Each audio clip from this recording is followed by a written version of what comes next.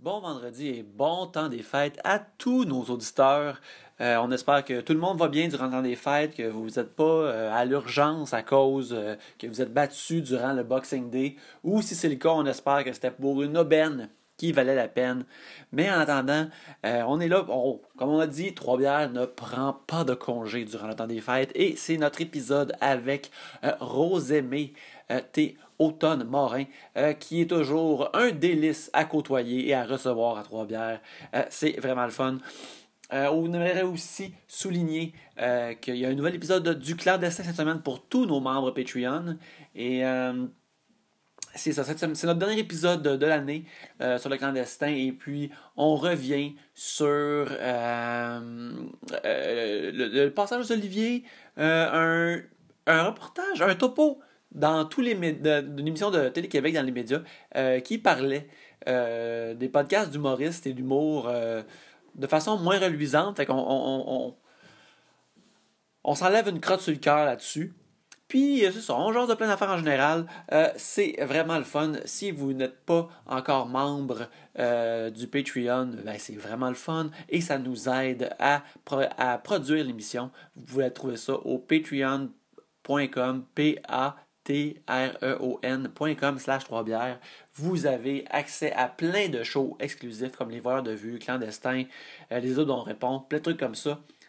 Et si vous nous encouragez, vous allez être dans le hall des glorieux. Et on va vous nommer certains de ces glorieux-là, là, qui nous aident à produire l'émission, comme Philippe Marcotte, Dave Dubé, Ghislain Duguay, Alexandre McGrath, Gabriel Quinn, Émile Brabant, Jean Côté, J.S. Bruno, Eileen McCall, Éric Roy, Samuel Masse, Véronique Desnoyers, Martin Brisebois, le Fat Pack, Véronique Desnoyers, j'ai déjà dit, le Fat Pack, Nicolas Fréchette, Myriam Lefebvre, JD, ainsi que Chloé Ricard, mais ce n'est pas tout. On a des gens qui viennent de se rendre au Patreon, alors on va les saluer. Charles Fauché et Jérôme Beaulieu, merci beaucoup d'être des nôtres. Mais en attendant, passons au nouvel épisode.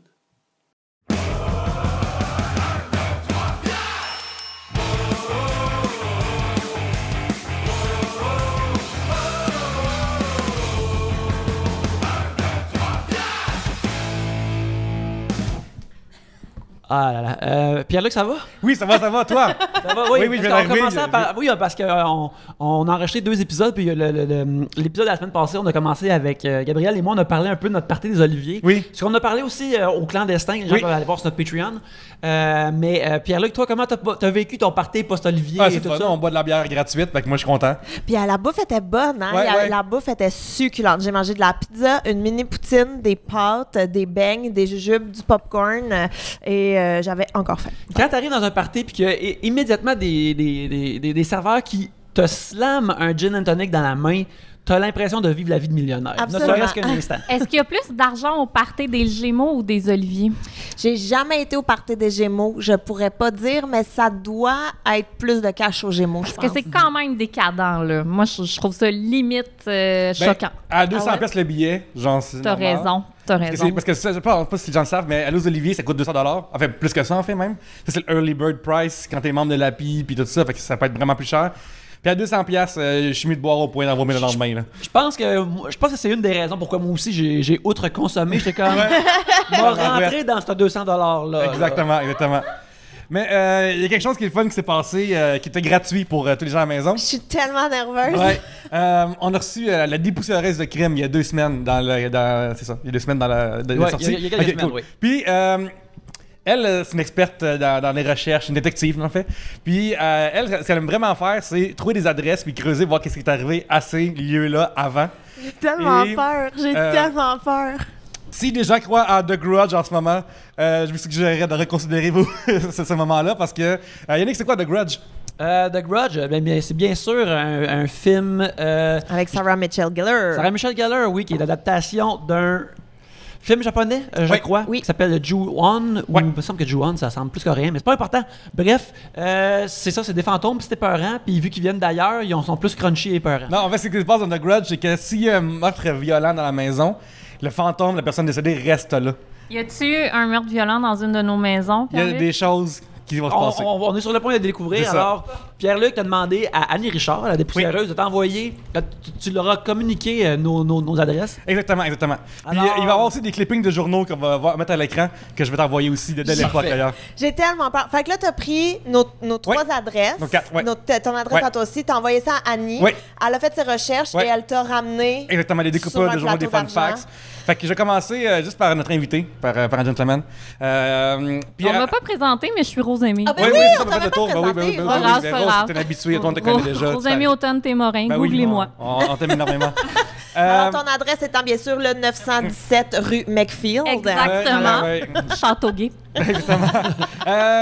Eh bien, Attends, excuse-moi, je veux Oui. juste savoir, c'est ta maison d'enfance ou c'est ta maison actuelle? Ben, actuel. moi, j'ai été niaiseuse, j'ai donné ma maison actuelle. Moi aussi, je viens de catcher que j'aurais pu J'aurais donner mon tellement adresse dû donner une d'enfance. ancienne adresse, c'est ma maison actuelle. Ben en fait, Rosemée, ta place actuelle, c'est pas l'adresse facile à trouver parce qu'il y a eu énormément de changements. Dans le sens que dans les années 1800 à environ 1900, la bâtisse avant celle-là avait d'autres numéros de porte. Vers les années 1910, ça a encore changé de numéro de porte. Oui, parce que moi, j'habite dans une ancienne usine. Ouais. OK. Petite ça. usine. Ouais, dans les années 20, ça a changé aussi. Puis c'est resté le même depuis les années 20, fait que c'est un peu tough, tu sais. Mais la boutique, la bâtisse qui était dans la qualité, avant, il y a déjà eu des commerces. Dans le temps que la rue avait un autre nom, j'aimerais pas de nom de rue. C'est gentil. Mais il y a eu les compagnies nationales de beurre d'érable. T'as eu Cadeau Idéal, en parenthèse, variété. T'as eu le Canadian Broadtail Fur, avec des fourrures chez vous. Oui. Il y a eu les Phoenix Spring Bed, fait que t'as eu des ressorts de lit, comme faire chez vous. OK, à date, c'est pas trop Ouais. épeurant, j'aime ça. T'as eu Bramneck Supplies, qui font, c'est genre comme de Radio Shack, mettons. Et t'avais Technolit, impression et plus tard photo. Fait qu'au début, il faisait juste l'impression, puis plus tard, quand ça arrivait la technologie pour faire des photos pour tout le monde, ils pouvaient en faire. Surprenamment, je n'ai trouvé aucun lien douteux avec ces compagnies et ses actionnaires. Oh! Ah! Tout était legit. Un très bon karma parce éthique. que, on en parlait des fois avec elle, mais il y a une époque à Montréal où tout le monde était corrompu, puis ça va revenir dans deux de nos histoires. Oui, un détail qu'Annie a mentionné dans l'épisode, on nous invite les gens à l'écouter s'ils l'ont pas écouté, c'est que si quelqu'un dans ses business avait une business d'imprimeur à l'époque, il utilisait ses facilités d'impression pour imprimer des faux documents à foison. Et donc, moi, j'ai eu une imprimerie chez nous, mais elle était correcte. Et legit. Yes! La seule de Montréal. Faites à noter, le propriétaire justement de la famille de teinturiers aura un fils, Fernand, qui va être mort en 1947 d'une gangrène suite à une opération dont les outils n'avaient pas été lavés. Et le docteur sera acquitté. Puis si vous allez voir des crimes de même qui est acquitté, là, ça arrête pas. Là. Ça, c'est vraiment comme c'est dans les faits. Oh non. Ouais. Puis là, j'ai une pub ici, on va la mettre à l'écran. Une pub ici de la Canadian Broadtail en dans qui a des ventes spéciales à 25$ pour C'est donc ben il y a des hot! robes de carriole ici aussi. Robes de Des carriole. robes de carriole, c'est Ouais. quoi? C'est une robe pour rentrer dans une carriole. Fait qu'il y a des chevaux qui vont tirer ça, j'imagine. Pas cher, Une 18,50. Ouais. J'aime Bon, ça. ouais, on va Pas barrer cher. l'adresse en bas à gauche. C'est bien correct. Tout ça, il n'y a rien de sordide. Tant mieux. Il est vraiment écrit tant mieux. Ah, je suis tellement contente. Il y a eu vraiment des affaires dans ton coin, il y a des affaires qui s'est passées. Ah, tu es en sécurité chez toi, mais pas Ouais. sur les Je ne quadrilatères. sortirai plus. Parce que de ça, dans ton building, il y a eu des choses, mettons. Il y a eu un voleur de montres et de fourrures au nom de Louis Dussault en 1900. Il y a eu un incendie en 1923 quand c'est la compagnie Beurre d'érable. Tout vraiment rushé, ouais. Et une affaire digne de mention, une femme criminelle digne de mention qui résidait à une place qui est vraiment ta voisine, mettons. Et Simone Brosseau, 26 ans, impliquée en 1926 dans un vol commis avec des armes et un slingshot. Ben, voyons donc. Ouais, parce que c'est l'époque d'une slingshot. Rendu là, je suis fière d'être la voisine d'une pareille vieille badass. Exactement, puis j'ai le clipping de journaux qu'on va pouvoir mettre aussi à l'écran de C'est ça. génial. 1926. Wow! Ouais. Tes voisins, maintenant. Oui. Ouais. Ton voisin, il y en a un qui est vraiment chill, ça c'est assez lousse, là, ça c'est calme. Mais il y a une adresse fatidique juste en face de chez vous, de l'autre bord de la ruelle. Oh mon doux, quoi? Ouais. Depuis le début du siècle, il résidait la famille Brunette. Puis une des filles, Brunette, est tragiquement décédée par balle à ce domicile lors d'un drame de jalousie en 1954. Mon Dieu. Hey, Son je connais vraiment bien mes voisines dans ce building-là. Est-ce que je leur dis ou Ben, pas? peut-être que tu le connais déjà parce qu'il y a comme là ça devient creepy un peu spooky parce que son frère il s'appelait Rock Aimé. Hein? Ouais, Rock-Aimé brunette. Fait que Rose-Aimé et Rock-Aimé, c'est la même. Qu'est-ce qui s'est passé là? C'est bien Puis bizarre. lui, son dossier, il est plein. Je te dirais là que. Il prend tous des vols de toutes sortes. Il va s'écrouler sur plusieurs balles en 1965, l'année, je pense, d'après, alors qu'il était doorman. Ces assaillants seront nul autre que des acolytes de la mafia et de Lucien Rivard, propriétaire du domaine idéal, cité dans l'article qu'on va mettre avec toi. Ouais. Fait que, tu vois, le meurtre de Rocky Brunet. C'est ça d'appeler Rocky parce que Rock aimé, je pense que. C'était pas trop badass. Je n'ai pas fini avec cette adresse. Oh. Ouais, apparemment que les enfants ne font pas bon ménage et c'en est troublant. Fait qu'une fois plus, on va pas d'affaires vraiment intenses, là. 2 enfants à cette adresse ont chuté de leur balcon à des moments différents, soit en 1938 et en 1946, subissant des blessures graves. Plus épouvantable encore, la même année, en 1938, une fillette de la même famille que le petit garçon ayant tombé s'est fait heurter par une voiture. Oh, mon Dieu. 2 bambins de la même famille, la même année, subissant un traumatisme crânien. Fait que c'était... Oh, mon Dieu. Si tu veux des enfants d'envie, déménage. Parfait. Parce qu'il y a quelque chose dans ce coin-là qui est vraiment C'est intense. tellement noté. Finalement, toujours en cette adresse-là, en 1956, un couple est dénoncé par des pensionnaires de passage pour avoir sadiquement violenté leur enfant de 4 ans. Oh, mon Dieu. Et il y a une petite annonce à ton adresse. Et la petite annonce en 1915, vous trouverez une femme de bonne journée. Les petites annonces, OK. Il y avait une femme de bonne journée chez vous. En 1915! Ouais, Il y avait une femme de bonne journée chez une nous. femme de bonne journée qui voulait porter des Ben, belles- j'en suis la digne héritière. Ben oui, exactement. Ah, c'est donc ben non, mon adresse c'est le fun, ma voisine, ma pauvre voisine Ah. que je connais très bien. C'est ça. Elle, si le The Grudge existe, il y Il y a en a. des enfants qui jouent dans sa chambre, mettons. Aïe, aïe, aïe. Ouais. Hey, je suis désolée si t'écoutes ça, Claude. Alright. Je vais aller par moi, ensuite Yannick, puis ensuite Gabriel, parce que chez vous, t'as quelqu'un. Arrête. Peut-être Oh, un mon enfant. Dieu, qui voit des choses. arrête. Oh mon Dieu Seigneur. Donc, je vais aller par moi. Moi, j'habite dans un gros building qui a été construit en 1971, où est-ce que c'est principalement juste des personnes âgées qui habitent là. Mais dans mon building, il y a un cas non résolu de la SPVM qui commence là. Il y a Jean-Luc Manny, qu'on cherche encore aujourd'hui. Jean-Luc, on a sa photo. Puis, Jean-Luc Manny, là, il ressemble à un méchant magicien, là. Il ressemble à un méchant magicien. Oh, un mon sorcier. Dieu! Ouais, c'est vraiment spécial, là. Il est encadré en jaune ici, là. Ouais, c'est lui qui ressemble à un ouais. docteur... il ressemble à genre... C'est un film de Megaman d'horreur. C'est docteur... Dr. Willy. Light. Ouais, il est comme Dr. Willy puis Dr. Light en Ouais, même c'est temps. ça. Mais il y a aussi l'air d'un panoramix dont tu ne boirais pas la potion. Ouais, magique. il a l'air de faire des ouais. élixirs, genre, c'est vraiment particulier. Mais il y a l'air aussi dans les orphelins Baudelaire, là. Il y a comme un vieil homme ouais, dedans. ouais. Il y a un casting de Je te fais pas confiance. Ouais, ça, le building où j'habite a connu aussi des démêlés avec la mafia. Le notoire Jimmy Socchio, acolyte des Cotroni, il tenait son bureau d'affaires, en parenthèse. Ça veut dire que ça brassait un peu. Le Corso Pizzeria, le Tempo Realities et la rue pas trop loin. Dans cet article, bref, il y avait comme vraiment un champ... dans cet article-là, il y a un champ lexical que tu peux comprendre que ça passait des choses. Socchio va être accusé dans la même année d'utiliser les services d'une jeune fille de 14 ans. Service vendu.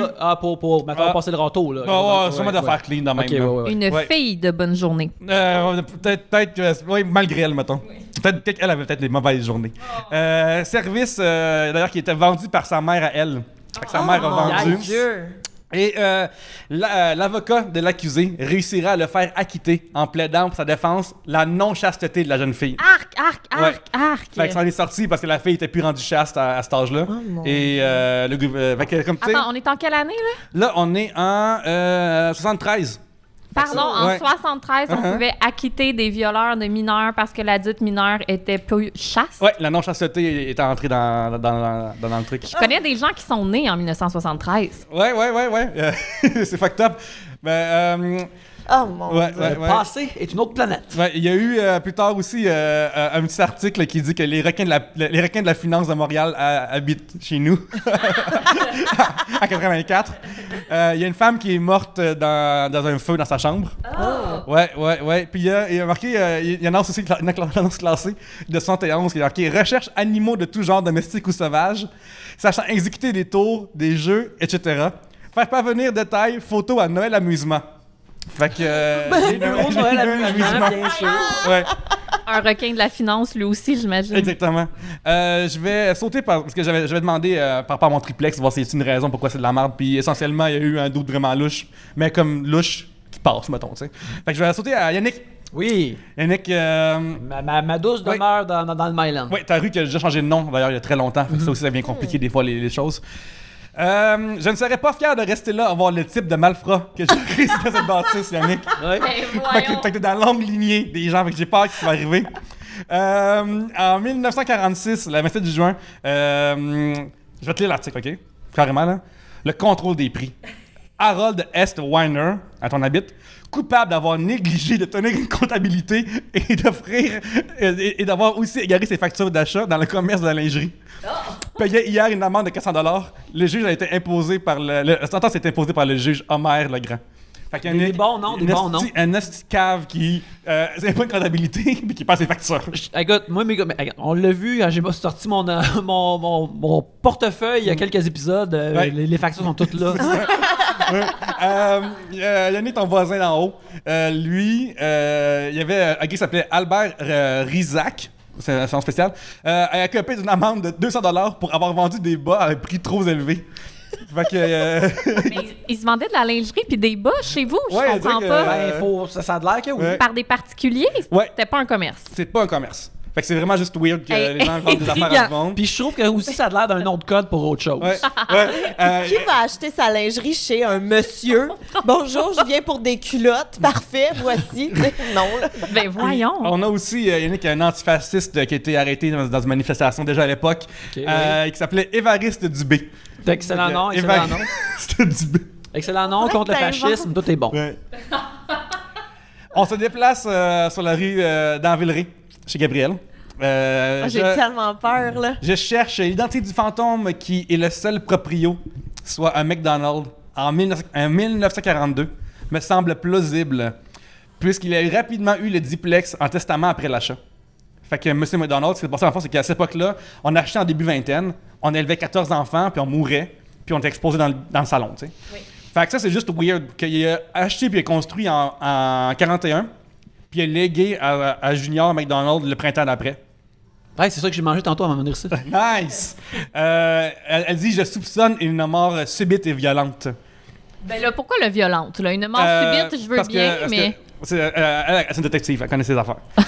Et si le détective n'était pas cet homme, c'est probablement un autre qui vient errer de ton voisin. C'est ça, tu sais? Mon voisin d'en haut? Je sais pas ce que l'adresse t'es rendu en bas à cette heure. Moi, je suis en bas. C'est ça, fait que, ouais. En haut? Ouais, en haut. J'habitais en haut aussi. Ouais, il y a ton voisin qui. L'appart en haut, là. Nombreux drames, accidents, suicides. Ben non! Ouais, tout ça. Ben non! Ouais. Et il y a eu en effet plusieurs faits divers dans des adresses plutôt rapprochées en plus. C'est comme tout ton tronçon de rue, là. C'est fucked up, là. Accident de voiture impliquant des enfants. Non. Ébouillantage avec des appareils domestiques. Suicide après un vol par effraction manqué à ton voisin à l'autre bord, à côté. Quel bar? Juste mettons, je rentre vers chez vous, à la gauche. Tu rentres chez moi à gauche? C'est ça, ouais, c'est Ok. ça va simple. Je l'aime pas, cette madame-là, fait que c'est correct. Mais tu vois, elle a aussi trouvé le registre historique de ta maison aussi.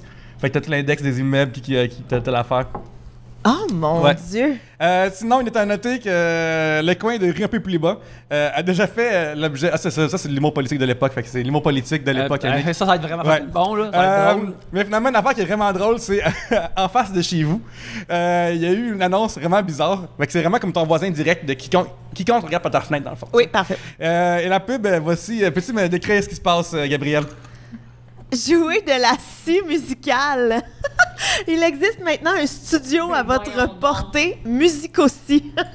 Ouais, mais il y avait ça ici chez vous. Téléphone Dupont après 7 heures le soir seulement. Ouais, fait que le gars il fait de la scie. Attends, excuse-moi, Ouais. c'est quoi ça? Vol d'arbre de Noël avec violence. Ah oui, c'est vrai, ça, c'est, il y a eu ça aussi dans le truc que j'ai oublié ça.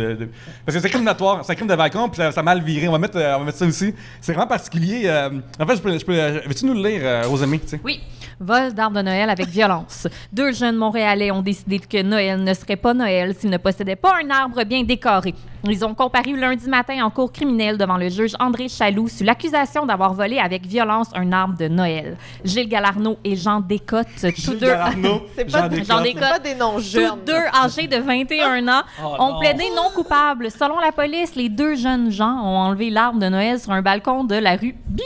Mais le propriétaire qui a évalué son arbre à 35 $ est sorti de façon impromptue de la maison avant de se lancer à la poursuite de Descottes. Le jeune Galarneau lui aurait probablement asséné quelques coups de poing, fracturé le nez et l'aurait blessé assez grièvement pour qu'on le conduise à l'hôpital. L'avocat des deux jeunes gens a souligné qu'il ne s'agissait pas d'un vol avec violence que l'on pourrait qualifier de conventionnel. Ils ont été libérés contre des cautionnements de 200 $. Et ça, c'est en 71. Oh mon Dieu, Seigneur! Fait que Gabriel, si t'entends, mettons, à Zoo ou je sais pas trop, tu peux dire Monsieur McDonald, puis là, si ça réagit, c'est vraiment lui, puis... C'est vrai. Donc lui, il est mort chez moi? Ouais, carrément. Il est mort... Ben, il a été exposé chez toi, en tout cas, probablement. Ouais, il était non seulement exposé, mais probablement mort aussi. Comme elle dit, elle soupçonne une mort subite et violente parce qu'il était très jeune pour que ça arrive. Fait que c'est weird, genre. Cool. C'est nébuleux. Super. Fait qu'il a été exposé dans le salon, puis tout va bien, on continue à Je manger rappelle que là, ton voisin puis, d'en haut s'est ébouillanté avec des produits ménagers. Ouais. Puis aussi, juste à dire que quand que, des fois, son fils fixe le vide, là, c'est probablement ce McDonald qui essaie de se lever. Là. Puis il avait quel âge, mettons, là? Ah, faudrait demander plus d'informations là-dessus. OK, parfait. Ouais. C'est bon. Mais je pense qu'il devait quand même être jeune, dans le sens que s'il a son fils déjà, dans le temps, il affrontait très jeune, genre peut-être pendant 20 ans, début vingtaine. Fait qu'il devait avoir peut-être début quarantaine à ce moment-là. C'est très jeune pour mourir. OK, parfait. C'est cool, il n'y a pas de problème. Écoute, on va clore ce mini-segment-là. Ouais, on va tous se laver. On va penser qu'il y a des... Il y a une époque à Montréal parce que tu faisais des crimes puis tu te faisais acquitter pour des raisons vraiment weird. On pense à quel point qu'on vit. Tu sais, une ville, c'est juste un paquet d'histoires collées ensemble. Et puis, comment qu'on fait partie de ça, qu'on le veuille ou non. Wow. Fait que ceux qui sont sur YouTube, vous pouvez voir à l'écran. Oui, allez voir sur YouTube, on va poster les images de puis, en même temps, tu subscribe en même temps. Ben ouais, ring that bell. Ouais. Moi, c'est pas super. Je pensais j'ai toujours pensé que mon quartier dans le Myland c'était relativement calme. Fait que je pensais pas qu'il allait avoir tant d'affaires. Mais tu sais, du monde qui vend des bas culottes de chez nous. Là, de façon proche.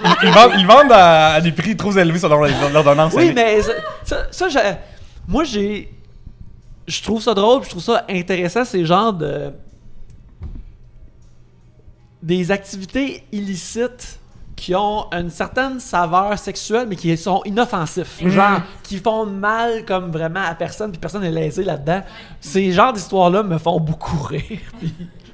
Je trouve ça parce qu'imagine, genre, la situation, c'est cliché, là, mais genre, le gars, il paye pas sa sentence, ça va en prison.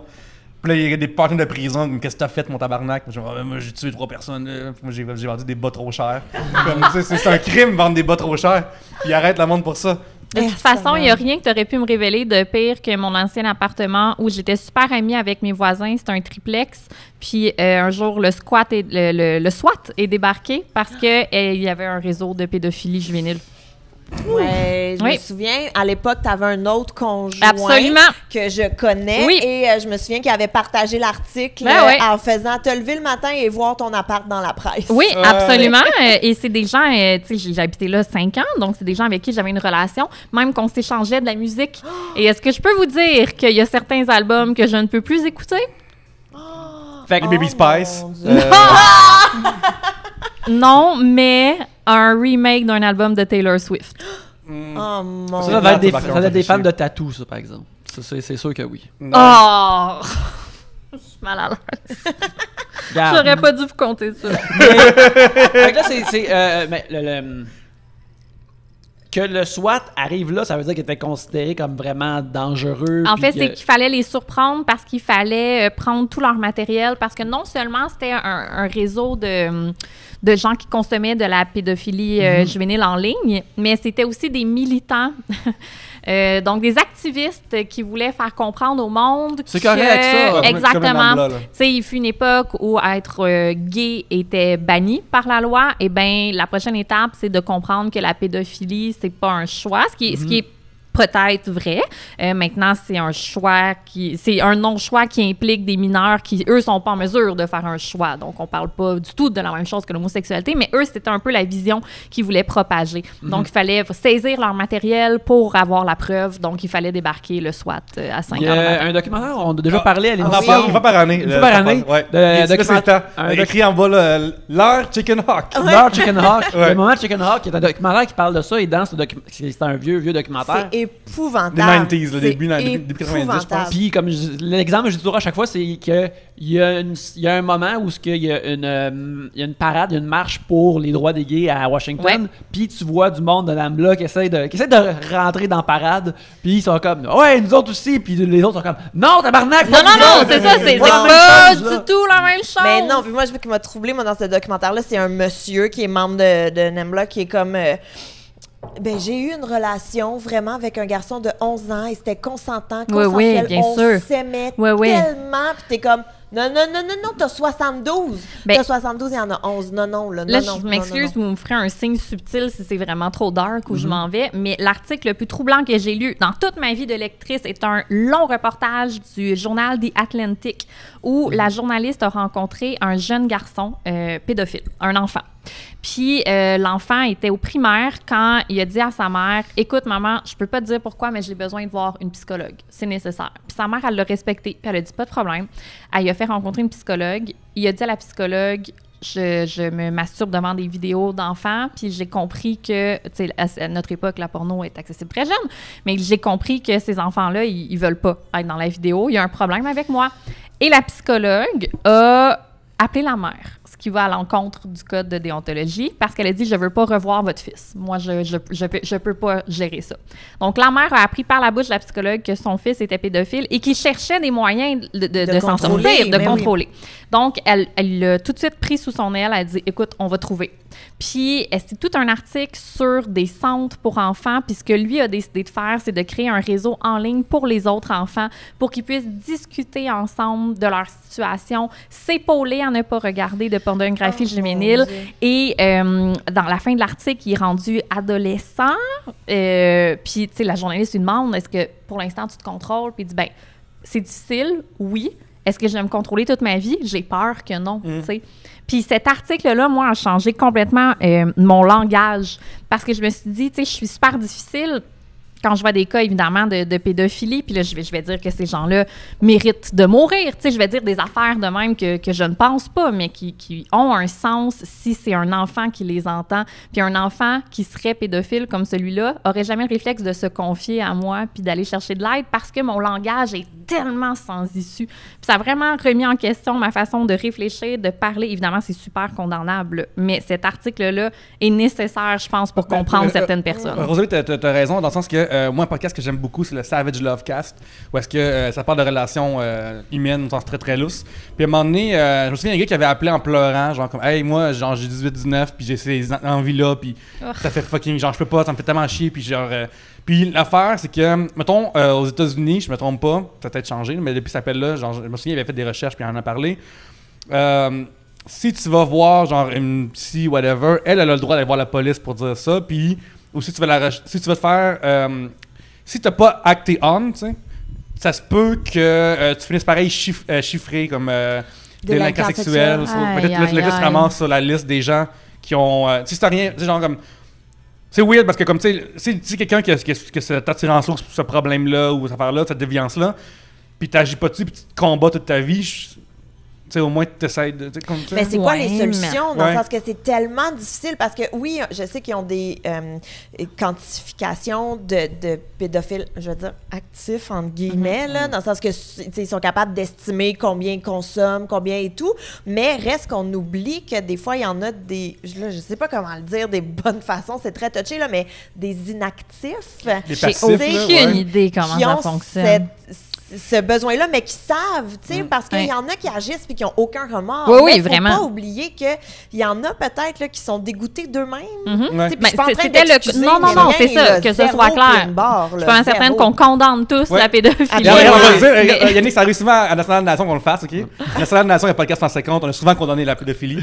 Et là, on le fait à Trois-Bières maintenant. Trois-Bières, on n'aime pas ça, les pédophiles. Non. C'est pas cool. Mais c'est un article vraiment intéressant quand même pour je sais pas, se défaire un peu de certitude qu'on a sur des sujets qui nous concernent pas directement. C'est ébranlant. C'est le fun d'être ébranlé des fois. Ben même, c'est gros parce que même en pornographie régulière, là, des fois, il y a des jeux d'affaires dans la même. Puis moi, il y a des moments où je suis comme... genre, je ferme l'affaire, puis je suis comme... Là, la seule personne à qui ça marche, cette affaire-là, c'est du monde qui sont sortis de zone grise weird, là, de juste prendre une fille filiforme de 18 ans et de mettre des roches puis des lulus, là. Comme, tu sais, ça devient comme une affaire que je trouve que c'était adjacent, là. Puis appeler la vidéo, le beau-père fourre sa jeune fille, là. C'est tout camouflé, mais ça nous envoie quand même là. Puis des fois, je suis comme, L'affaire avec ces affaires-là, c'est... Le fait qu'ils disent que c'est des affaires de beau-père, je trouve ça tellement hypocrite. Là. Non, je sais, c'est quoi le... Je sais quel chemin tu veux te rendre, puis tu veux faire semblant que c'est pas ce chemin-là. Exactement. OK, c'est bon. Parce que le terme légal, il serait illégal. Mais c'est parmi les catégories les plus populaires. Ouais. Les gens adorent les vidéos d'inceste. C'est horrible, là, mais même le nom de faussesse. Oui. Puis, j'ai un article, une théorie que j'ai vue récemment là-dessus, c'est que à cause des familles recomposées, ça fait qu'il y a beaucoup de step-sisters, beaucoup d'affaires dans la même que tu vois dans ta vie. Puis là, eux autres, ils n'ont pas de lien nécessairement. Moi, je pense que c'est Game of Thrones qui a comme fantaisisé ça, puis rendu ça comme c'est une affaire saucy dans cette affaire de divertissement-là qui est. Pendant que ça jouait, c'était l'affaire la plus écoutée de la planète. Fait que je pense que ça l'a créé une ouverture pour ça. On est en train de rendre légitime l'inceste-ish. Ben, pas légitime, mais que le monde a vu ça présenté de façon titillante. Parce que dans Game of Thrones, c'est du beau monde qu'ils font. Puis t'es comme, je regarde de la fiction transgressive, c'est excitant. Mais puis là, il y a du monde, c'est comme dans un épisode de Community que j'aime beaucoup, où le Dean, qui est joué par Jim Pelton, c'est le Dean Pelton, qui regarde un moment donné des vidéos d'un gars vraiment musclé en léotard de dalmatien qui est tout maquillé. Puis là, il regarde ça, puis comme, c'est mieux de pas réveiller quelque chose en moi, ça. Dans le premier acte, puis de 3 actes plus tard, il est en train d'en écouter plein, puis à travers la série, il y a plein de motifs de dalmatien qui reviennent.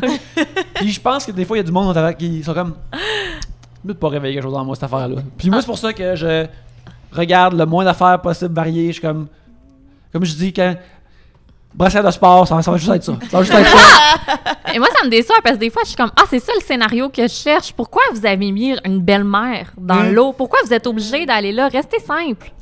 Ouais, c'est comme... Donnez pas de titre, puis laissez les gens décider c'est quoi le titre. Le rapport, exactement. Il reste si peu de créativité là, dans la masturbation. Pouvez-vous au moins me laisser le rôle de chaque personnage? Absolument. Peut-être que l'industrie est comme, je pense, tu sais, on a fait le tour des MILF. Je pense que c'est le temps que ce soit juste des belles-mères maintenant, puis des affaires comme ça. Peut-être. Faut qu'on se renouvelle, faut qu'on se donne le challenge de faire ça, tu sais. J'ai hâte à la prochaine étape, quand même. Cela dit, ça me fait penser à une description que j'ai vue sur un site que j'ai trouvé incroyable, que je comprends qu'il y a des jeunes gens qui vont vouloir cliquer dessus, c'est « Tu couches avec la mère de ton bully ». Ça, j'ai vu ça. Ça, c'est drôle. Ça, c'est très puissant. Oui. Ça, il n'y a pas de problème. Ça, c'est bon. Les fantaisies des jeunes, c'est plus d'être des super-héros. C'est fourrer la mère de leur bully. C'est une belle catharsis. Oui, c'est très beau. Hey, Pierre-Luc, veux-tu piger un sujet afin de soit continuer dans un sujet semblable ou totalement différent? Oui, bien sûr. On aimerait d'ailleurs saluer au passage nos amis podcasteurs de Les Pornophiles qui font un podcast entièrement sur la pornographie. Oui. C'est vrai. Marilyn demande qu'est-ce que vous avez fait de plus stupide pour plaire à quelqu'un? Alors, c'est très dur pour moi de ne pas avoir les paroles de n'importe quoi en tête. Est-ce que c'est pour te plaire, j'aurais telle affaire. Ça peut être aussi pas plaire, genre romantiquement, ça peut être plaire de façon professionnelle, ça peut être plaire, genre de façon comme. Je réfléchis, là. Ouais, moi, j'ai l'impression que j'ai été peut-être avant, mettons, j'ai été comme à des soirées ou des parties où je vais pas avoir de fun, mais, tu sais, ou plus une situation, je vais pas avoir de fun à cette partie-là, mais peut-être qu'elle va être là. Oui. Je pense pas que c'est des situations de j'ai fait quelque chose de pas le fun pour être avec... pendant que je suis en relation avec cette fille-là, mais peut-être que si je vois cette affaire fucking plate-là, cette fille-là va être là, on va pouvoir se parler. Je pense que c'est plus des trucs comme ça qui me viennent à l'esprit. Moi, j'ai regardé le hockey souvent avec un ex, mais je me torche profondément du hockey. Puis je me dis, tu sais, j'aurais pu lire un livre ou faire autre chose. Je sais pas pourquoi je pensais que c'était important de m'incruster dans un pan de sa vie qu'il aimait. Rétrospectivement, c'était pas obligatoire, mais tu sais, je me suis jamais prostituée là, vraiment l'âme pour plaire. Juste essayer de trouver des compromis pour partager des non-passions communes. Ouais. Absolument. Ouais, comme ça, je suis allé voir un masse de films qui m'intéressaient pas à la base. Puis, mais tu sais, c'est rien. c'est ça dure 1 heure et À demie. la rigueur, il y a sûrement des gens qui diraient que c'est nécessaire dans une relation. Ouais, moi, c'est les fêtes d'enfants. Fuck, hein? Oui, les fêtes d'enfants, là, j'haïs ça. C'est dit. Et, tu sais, je suis à l'âge où mes enfants sont petits. Donc, quand ils se font inviter dans des fêtes d'amis, les parents restent souvent. Fait que là, t'es comme avec d'autres parents que tu connais pas tant un dimanche après-midi que tu pourrais être chez vous en train de faire n'importe quoi d'autre. Ouais. Mais là, faire hanter par un fantôme. Mais là, t'es là, puis là, les enfants jouent, puis là, toi, t'es là, de créer des liens avec des gens qui sont gentils, là, mais qui sont pas tes amis, puis les fêtes d'enfants. Et, tu sais, moi, dans ma famille, ben mon chum a des frères et sœurs qui ont des enfants aussi. Fait qu'à un moment donné, les parties de fêtes d'amis, ça devient beaucoup, là, dans l'année. On a 2 enfants, ils ont 2 enfants, j'ai un autre neveu. Tu sais, comme, je vais pas aller à la fête de tout le monde. Et j'ai dit à mon chum que là, c'était terminé. Les seules fêtes d'amis où j'allais, c'était celles de mes enfants. Les autres, je m'excuse, je ne saurais... Vous irez, les gars, ensemble, vous irez. J'ai aucun... Mais moi, c'est terminé. J'ai atteint ma limite. C'est tout. Tu te respectes, c'est beau. Mais c'est pas arrivé encore. Là. La dernière fois, j'avais dit j'y allais pas puis je me suis fait avoir pareil. Il a fallu que j'y aille. Mais là, c'est terminé. Là, c'est fini. Voilà. Moi, j'ai pensé aussi que pendant longtemps, j'ai porté un soutien-gorge rembourré pour plaire à un ex que j'avais quand j'étais plus jeune qui aimait les gros seins, ce que j'ai pas. Mais considérant que ça fait là, au moins 5 ans que je mets plus de brassière, je peux pas croire que j'ai déjà été à la Sansa pour me faire des grosses boules rondes qui n'existaient pas. Là. Surtout qu'un coup que t'enlèves ta brassière, même s'il aime les gros seins. Ah oui, mais l'important, c'est ce qui paraît, Gabrielle. Je pense que c'est d'avoir une blonde avec des gros seins plus que les gros seins en tant que soi. Vous êtes plus ensemble? C'est surprenant, hein? En plus, c'est vrai parce que Rosemary... Imagine si on se promenait juste avec qu'on se met des bas dans les jeans pour avoir un bat. On fait le temps ça, là. Mais... ouais, imagine! C'est jamais arrivé. Ouais, c'est ça. Mais Rosemary, je me souviens quand t'es venu à Robert la première fois, t'avais un t-shirt qui était écrit dessus No Bra. Oui. Ça fait même. Mais parle-moi même de l'affirmer, c'est quoi, ça vient de où? Hey, ça, là, jamais je me fais détester autant que quand je mets un T-shirt écrit « No bra » dessus. C'est incroyable. Les femmes m'envoient des regards assassins. Pas les jeunes, mais les femmes adultes, là, quand je mets... l'envie, là, tout simplement. Je me ferais trucider parce que leur mari trouve ça drôle, en fait, parce que c'est un T-shirt qui dit « Je porte pas de brassière ». C'est drôle. Moi, je le porte parce que ça me fait sourire, t'sais. Mais ce sourire-là est très mal interprété par la partenaire en général.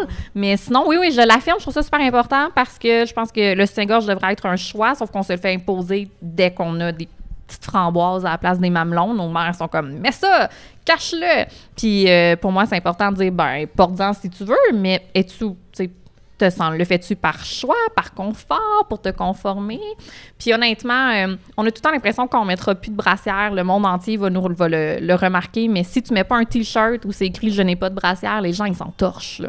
Ils s'en foutent vraiment. Là. Ils sont pas en train de fixer tes seins constamment. Puis s'ils le font, ils ont le savoir-vivre de ne pas te le laisser savoir. Fait que plus j'en parle, plus c'est pour recommander cette avenue-là aux femmes qui s'attendent. Mais j'imagine des fois, tu sais... Mettons, il y a des sports bras que, vu que tu t'en vas ouais. Mais il y a des circonstances dans lesquelles tu vas de...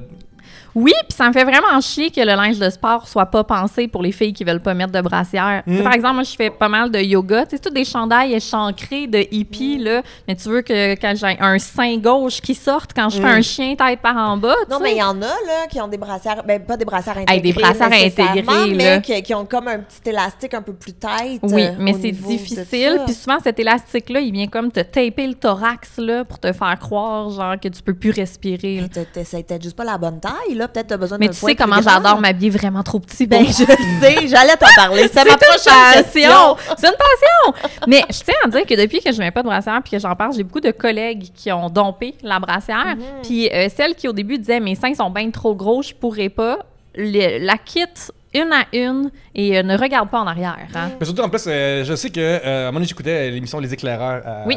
Puis il parlait de... à quel point ça coûte cher des brassières, genre, en partant. Puis surtout, les femmes qui ont une grosse poitrine, eux, ça, c'est vraiment dispendieux d'avoir des brassières beige. Comme, oui. Puis il faut savoir que quand tu arrêtes de mettre une brassière, tes seins, ils remontent un peu plus à chaque année. 7 mm par année. Comment ça? Tout simplement parce que tes muscles sont obligés de forcer. Hein? Si tu reposais ton bras là, dans quelque chose 12 heures, je sais pas, 16 heures par jour, puis les autres 8 heures, tu les passais couchés, tes muscles de bras, ils seraient pas fort. Alors, tous tes muscles de pectoraux, ils travaillent bien plus. 7 mm par année, c'est pensez-y bien. C'est prouvé aussi que les vergetures, pour les femmes qui ont des plus gros seins, disparaissent avec le temps quand tu mets plus de brassière. Il y a beaucoup de points positifs. Toi, Nick, t'en mets-tu souvent des brassières? Regarde, je suis content que tu soulignes que j'ai des pecs développés. Je travaille très fort. Yes! Le dimanche, c'est la journée des pecs. Somme des pecs. Man. À date, c'est pas encore quelque chose de nécessaire, mais qui sait quand je vais porter... Si je me décide de porter plus souvent la camisole, peut-être que je vais vouloir faire ça, ou peut-être que je vais y aller free the nipple, je sais pas encore. J'en ai parlé déjà, mais comme quand j'ai été en 2018, avec mes amis de l'école de l'humour, on a fait une levée de fonds, puis j'ai fait la drag queen au Mado. Oui. Puis une affaire qui m'a vraiment perturbé. Genre, des fois, il faut juste le vivre pour réaliser à quel point que c'est spécial, tu sais. Mais enlever ta brassière, même si c'est rembourré de bas, là, ça fait tellement du fucking bien. Mais oui. Genre, j'ai rien à soutenir. Puis... c'est pas agréable. Non, c'est ça, c'est juste une affaire qui c'est un genre de plastron qui est plus serré, mettons. Là. Puis, tu sais, il y a des femmes pour qui c'est confortable, il n'y a pas de problème. Mais pour les autres, là, celles comme moi, je le portais pourquoi? Pour faire semblant que j'avais des plus gros seins ou pour cacher le fait que j'avais des mamelons qui réagissaient à la température? C'est bien absurde. Tu sais, ça n'a aucun sens. Là. Puis quand j'ai arrêté de mettre une brassière, je faisais des vidéos sur Urbania. Puis au début, il y a des gens qui disaient comme... Ben là, ces seins ballottent. Ben oui, parce que quand je me déplace, et oui, mes seins, ils bougent. Puis il y a des gens qui disaient, là, elle veut faire passer ses mamelons avant son propos. Puis je me dis, non, mes propos et leur pertinence n'ont absolument pas changé depuis que j'ai pas mis de brassière. Tes mamelons sont cachés pareil, ils passent derrière ton t-shirt, mettons. On chiale pour du linge, pour un corps caché par du linge, mais on voudrait qu'il y ait une couche supplémentaire de linge entre le linge et le corps. Et à quel point on est psychorigide, la gang, là. Mais ça, c'est des gens qui, je trouve qu'ils... ils se révèlent beaucoup en disant des affaires comme ça. Faut jamais sous-estimer des fois quand les gens émettent des opinions at large sur Internet, comment qu'ils... C'est des gens qui font tout le temps semblant de faire comme mais là moi je fais juste dire ce que tout le monde pense. Non, c'est beaucoup d'affaires que toi tu penses, puis tu es en train de te révéler en masse comme que si t'es pas capable de pas regarder sa poitrine tout le temps pendant qu'elle parle, ça c'est ton affaire. Mais c'était des femmes en plus, là, les hommes n'auraient jamais osé m'écrire ça sur Urbania, tu sais. C'était tout le temps des femmes, puis je leur répondais pour faire ben expliquez-moi, tu sais, qu'est-ce qui vous perturbe là-dedans? Puis elles finissaient tout le temps par dire ben moi je serais pas game. Puis j'étais comme y a pas de problème là, c'est pas une dictature, y a pas de souci, mais c'était tout le temps une espèce de voir qu'elle ose, tu sais. Moi, j'avoue que ça vient avec l'âge. Tu sais, il y a comme une confiance à un moment donné qui vient, que t'es comme, hey, tu sais quoi, aujourd'hui, fuck that, ça ne me tente pas. Puis c'est exactement ça. Plus t'apprends à t'accepter, plus t'apprends avec ton corps à être à l'aise et tout. Tellement. Il y a comme lâcher prise. Moi, je suis 50-50, je te dirais. Des fois, je suis comme, hey, fuck la vie. Puis il y a d'autres fois, je suis comme, tu sais quoi, je m'en vais faire du stand-up, j'ai pas le goût. Faut vraiment juste que ça soit une question de choix. Oui, absolument, juste un bar, ça, j'en ai, là. Mais comme ça, dans ce sujet-là, tu entends comme tout ce qui est rapport aux souliers. Tu sais, moi, c'est facile, j'ai des souliers, des Converse, même aux tapis rouges, je m'en crie, même, tu sais. Mais des souliers, là, tu sais, des parties d'After Olivier, toutes les filles ou des mariages qui arrivent leurs souliers dans les mains après. C'est vrai. Toutes ces affaires-là, je trouve ça tellement. Puis une fois plus, arriver chez nous, puis enlever mes souliers. Moi, c'est un talon super simple, genre peut-être pas trop élevé, puis vraiment plat. Là. Mais tu sais, c'est quoi cette affaire-là de cheville qui risque de te briser en plus, puis la neige dehors. Genre, j'ai un respect immense pour les personnes qui font ça, là, mais... Pour une série documentaire qui va sortir au printemps, j'ai suivi des cours de démarche en talons hauts, puis pendant 3 mois, je n'ai porté que ça. J'ai jamais mis de talons hauts de ma vie parce que je suis grande, puis j'ai l'impression d'être une espèce d'ogre, là, pour manger les terriens, quand je porte des talons. Puis j'ai vraiment dû suivre des cours parce que je comprenais pas. Je comprends fuck all comment on est supposé se déplacer sur des échasses. Puis même après des formations puis 3 mois de pratique, je ne saisis toujours pas pourquoi des femmes s'infligent ça. Non, moi non plus. Je trouve ça super beau pourtant. C'est magnifique. Magnifique. Moi aussi. Puis à chaque fois, moi, j'avais tout le temps une excuse. Tu sais, j'en ai acheté des talons hauts énormément. Là, puis j'avais toujours l'excuse de ça doit être parce que j'y prends cheap. Non. Ils sont cheap, fait qu'ils font mal aux pieds. C'est pour ça. C'est parce que ils sont pas cassés. Ils sont pas cassés, c'est pour ça qu'ils me font mal aux pieds. Mais tu sais, je suis sûre que si tu t'achètes des Jimmy Choo, là, ça doit pas faire mal aux pieds. Mais c'est sûr à 100%. Puis oublie ça. Oh non. Je trouve ça magnifique. Mais je ne comprends pas. Puis moi, je trouve ça beau chez les hommes aussi. Mon prof, c'est un homme. Il s'appelle Toufik. C'est un artiste multidisciplinaire qui donne aussi des formations de démarche en talons hauts aux hommes comme aux femmes. Puis c'est tellement hot quand il se pointe. Puis c'est un ami, là, quand il se pointe dans un bar sur ses grands talons hauts, homme magnifique avec sa grosse barbe et sa confiance en soi. Pour lui, on doit sortir le talon du genre puis juste l'utiliser pour montrer sa confiance en soi parce qu'il pense qu'on peut pas feindre la confiance en soi sur des talons, ça paraît quand on n'est pas stable. Oh, wow. Ouais, parce que c'est ça, en plus, la souris qui avance, le monde qui boit plus, tu sais, voir des filles saoules sur des talons hauts, c'est comme voir des girafes qui ont le labyrintite, mettons, là. Ouais. Ça vibrait ça, c'est comme, oh là là, puis... C'est la société qui leur impose d'avoir l'air de girafe. Oui, je sais. Mais une fois plus, ça vient d'une place de je respecte ça, parce que c'est genre, une fois plus... Tu sais, mettons ces souliers-là que j'ai montrés, les super cheap. Tu sais, c'est des souliers normaux, mais je suis couvert du pied au complet, tu sais. Les talons, il y a des petites straps là, des orteils de passe, puis genre... C'est comme... Moi, dans la vie, je porte pas de gogoon, j'haïs ça. Genre, jamais aimé ça. Il y a du monde qui aime ça dans la vie. Il y a du monde qui va en plage avec ça. Genre, moi, avoir une petite G-string de pied, c'est pas mon affaire, là. Fait que, j'ose même pas imaginer c'est quoi avoir comme... Mais quoi à la plage? J'imagine des sandales. Des sandales normales. OK. J'avais pas pensé à ça. T'as bien raison. Ouais. Regarde, j'ai les solutions à tout dans la vie. Mais fait que, tu sais, un petit talon haut, moi, je respecte ça, je trouve ça... bravo aux femmes qui sont capables, il n'y en a aucune autour de la table. Aux hommes aussi. Non, absolument pas. Non, moi, je vais même pas essayer ça. Mais comme tu vois, genre, dans les drags, justement, les autres, tu disent que ça aide à avoir des belles jambes et des belles fesses. Oui, parce c'est vrai. C'est indéniable, là. Tous tes beaux muscles sont sortis. Je trouve ça beau. J'admire les femmes qui le font. J'aimerais être capable de le faire, mais je sais pas, c'est pas dans mon ADN. Non, mon Dieu, moi non plus. On prend une petite pause, puis on va revenir direct après. Nous recommençons un nouveau segment. Rosemée, c'est à ton tour de piger. Avec plaisir. Une question de Catherine. L'amitié fille-gars, oui ou non? Ben oui, je pense. Si quelqu'un dit non, tantôt tu disais, Nick qui disait comme, si les gens disent quelque chose, ils révèlent plus sur eux-mêmes que... Ouh. Puis je pense que ça, c'est une question de, si quelqu'un dit non à ça, c'est comment est-ce que tu peux pas considérer les autres à part que sexuellement à ce point-là? Ouais, que forniquer ou de potentiel partenaire romantique. Ben oui, tu sais, ça marche pas bien, mais tu sais, justement, il faut que tu sois honnête avec toi-même. Puis pourquoi tu es ami avec cette personne-là? Puis t'es-tu ami avec une personne parce que tu apprécies sincèrement cette personne-là? Ou c'est parce que tu espères que ça va devenir une relation? Puis ça dépendrait aussi de quel genre de relation tu veux que ce soit. Parce que si t'es juste comme power horny pour cette personne-là, ça veut pas dire que tu considères vraiment cette personne-là, si tu veux forniquer avec éventuellement, tu veux pas nécessairement être plus ami ou plus proche. Parce que, mettons que tu as sincèrement comme un kick romantique sur une personne, tu pourrais être juste ami avec, puis tu vas pouvoir la côtoyer puis être avec cette personne-là toute ta vie, puis ça va bien aller. Tu sais, tu vas avoir quand même cette personne-là dans ta vie. Là, si par exemple t'as un kick qui est comme d'une affaire sexuelle bizarre là, ou comme trop intense, comme je suis horny pour cette personne-là puis il m'a brûlé en enfer, moi encore y penser, tu sais. Ouais, mais ça finit tout le temps par passer. Oui. Moi je pense que je vais venir faire le party pooper là. J'ai pas eu un kick sur tous mes amis gars, mais presque.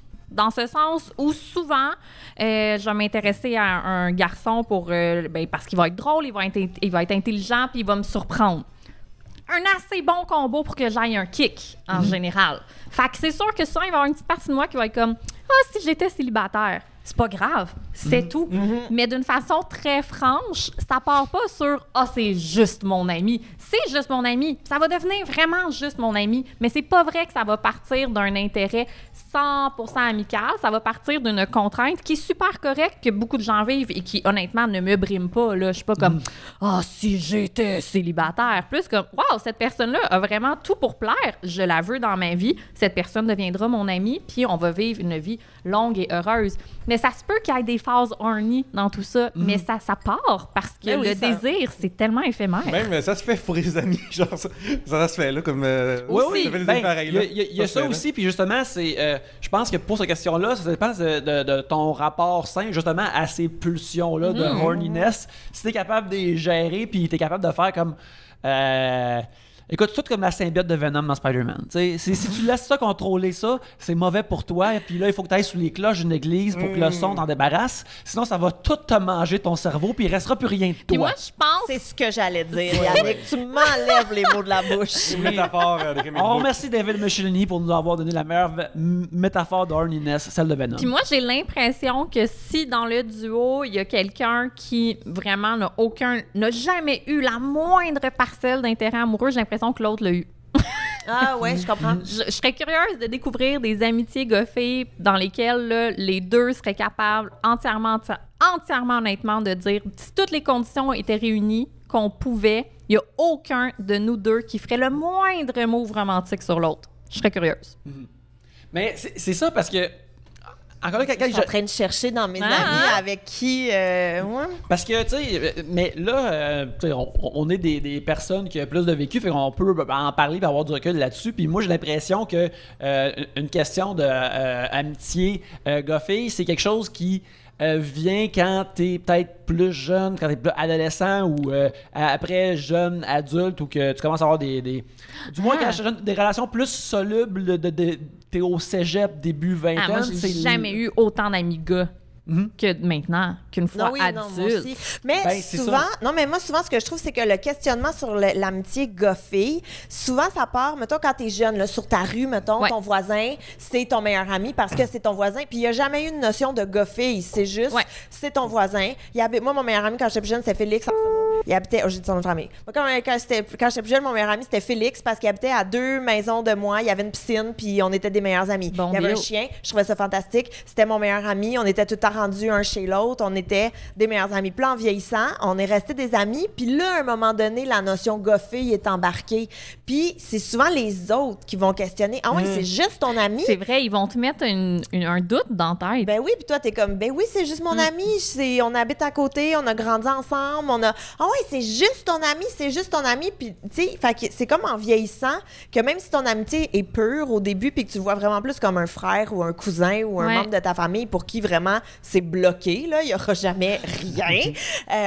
Les autres autour vont se mettre à questionner. Puis je suis sûre que ça vous est tout déjà arrivé au secondaire, là.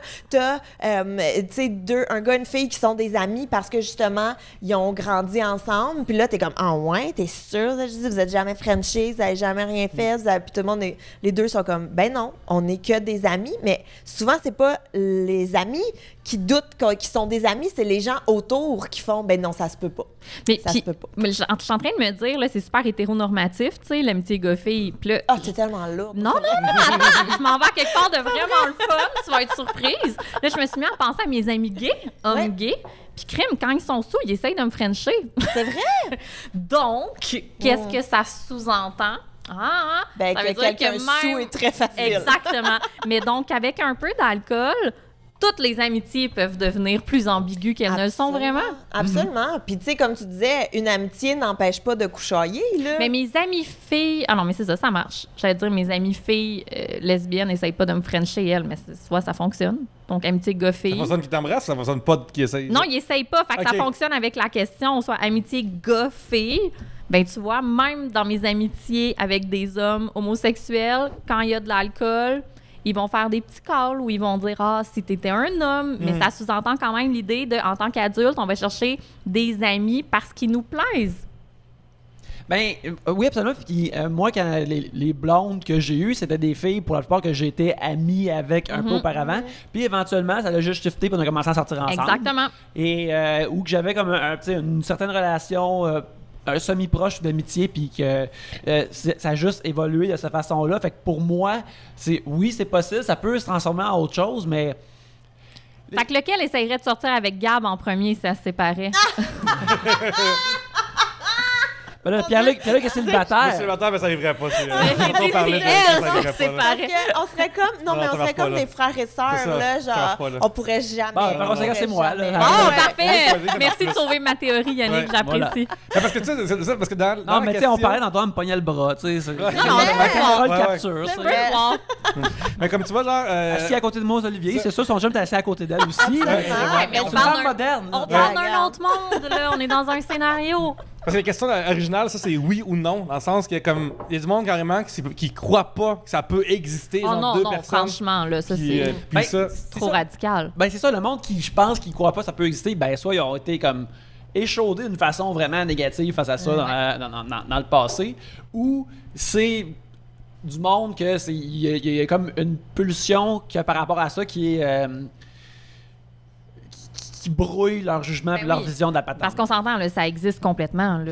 J'ai un paquet d'amis garçons, c'est pas ça que je voulais dire. Peut-être que c'est une question qui vient d'une fille un peu jalouse. L'amitié, mettons peut-être que son chum a une meilleure amie fille, puis qu'elle est pas, qu'elle est pas à l'aise avec ça. Moi, je sais très bien que Oli, quand on a commencé à sortir ensemble, il y avait une amie très proche féminine que j'étais pas d'accord. Ah! J'étais absolument pas d'accord. Ben, un lotario comme Olivier, tu sais. Qu'est-ce? Puis, mais c'est ce que j'ai appris par la suite, qui s'était déjà fréquenté, puis tout. Fait que là, ça devenait plus juste une amie, ça devenait une ex. Tu sais, comme là, moi, ça, c'était trop. C'était trop pour moi. Et puis, qui voulait pas me présenter aussi. Tu sais, il y avait non, ça, par exemple. OK, c'est bon. C'est là que je viens de tomber dans ton clan. Écoutez, Occupation Double en buvant du vin. Wow, OK? Pour vrai, j'étais pas d'accord avec ça. Il y a rien qui saute comme ça, c'est clair. Et ça, fait que c'est peut-être aussi d'un point de vue extérieur. Tu sais, tu vois. Moi, je suis vraiment intransigeante là-dessus. Moi, quand j'ai un chum qui me dit tel... ses amis. Mais non, au contraire, quand j'ai un chum qui me dit « Ah, cet ami-là, je suis pas à l'aise quand tu le vois », je suis comme « Pas mon problème. » Ça parle de toi, ça parle de ton... Puis je vais être super franche, là. « Ah, ce gars-là, probablement que je sortirais avec si je n'étais pas avec toi. » Maintenant, ben oui, parce que je fais le choix de rester avec toi. Plutôt que te bullshiter puis te dire, ben franchement, il est pas si beau ou mais il est même pas intelligent. Ben non, je l'ai choisi comme ami. C'est parce qu'il est cool. Donc, honnêtement, certainement, probablement que si j'étais célibataire, je voudrais sortir avec. Mais t'imagines, j'ai le choix puis je te choisis. Pourquoi serais-tu insécure? Je fais le choix de revenir ici ce soir après être allé regarder Occupation Double en buvant du vin avec lui. Ouais, mais ça, je savais pas. Tu vois, je l'ai découvert après parce qu'il n'a pas ramassé une coupe de vin. Regarde, on va pas ramasser OK? Ça fait 10 ans. OK, c'est louche.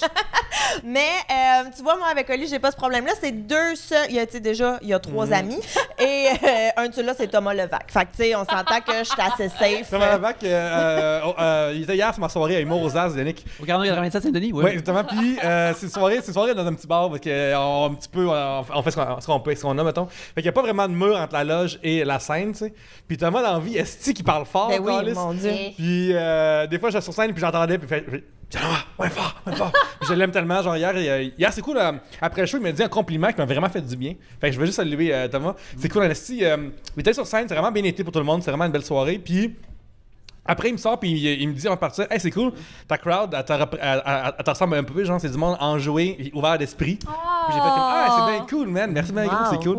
J'étais content de voir Thomas hier. Fait que tu peux être ami avec Thomas sans nécessairement le désirer. Malgré ça, tu vois, je pense à ça. Nous, sur notre Patreon, on a des segments qui s'appellent les coins de l'amitié. Puis ce qu'on fait, c'est qu'on reçoit un ami, puis on parle de notre amitié, comment c'est déconnu, tout ça. C'est ça, mais on n'a pas encore eu de coin d'amitié intergenre.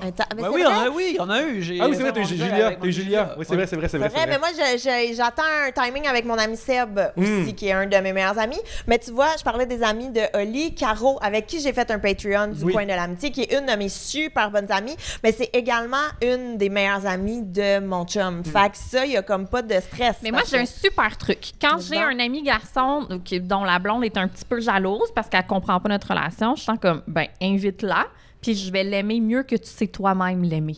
Puis en général, c'est vrai, parce que j'aime tout le temps les blondes de mes amis, parce que mes amis sont cool, donc leur blonde est nécessairement cool. Puis en général, je finis souvent plus amie avec la blonde de l'ami que l'ami lui-même. Absolument. Puis ça met fin à la jalousie, parce que c'est juste une incompréhension de la situation, tu sais. Absolument.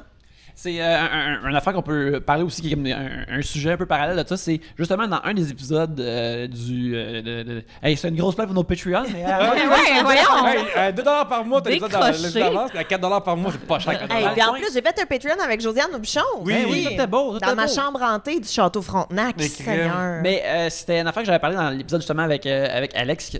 Puis on parlait comme, tu sais, il y a comme un stéréotype que c'est plus dur pour des hommes de se faire des amis plus tard dans leur vie. Puis on parlait de ça, puis parce que nous autres, on était récemment des nouveaux amis, mais lui, il disait comme, c'est vraiment weird, lui, tu sais, lui, il était avec sa blonde depuis longtemps, puis moi aussi, j'étais avec ma blonde depuis longtemps, mais il dit comme, se faire des nouvelles amies de filles plus tard, c'est comme weird. C'est louche. C'est comme louche parce que, tu sais, lui, il est aussi chroniqueur cinéma. Puis, je vais au cinéma avec lui. Je vais voir plein de films que, justement, sa blonde veut pas aller voir. Je vais aller voir avec. Puis, mais tu sais, c'est comme, je peux pas inviter comme une nouvelle amie de fille à aller voir Charlie's Angels. Mais premièrement, il peut pas parce que j'étais avec lui. C'était à moi, ça. Mais, tu sais, il parlait comment que c'est... Pour les affaires de la musique de filles, je pense que quand t'es plus vieux, si ça sort hors de nulle part... T'as l'air d'avoir une relation sur le side. Ouais.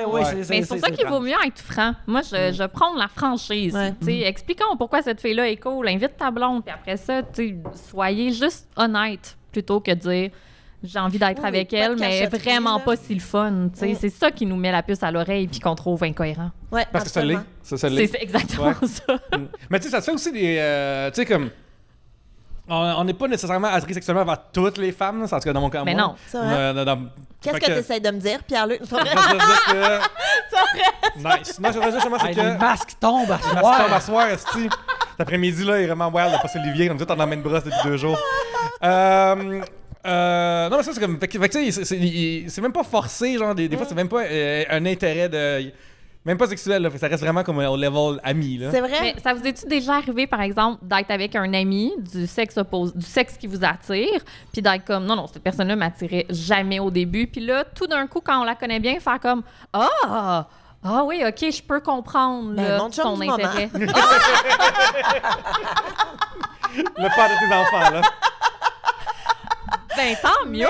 Mise en contexte, par exemple, nous, on se connaît depuis le secondaire. Beaucoup de gens pensent qu'on s'est rencontrés à l'école de l'humour, mais en fait, on allait au secondaire ensemble. Fait que moi, je l'ai connu à 13 ans, dans la phase ingrate, où on est tous à 13 ans.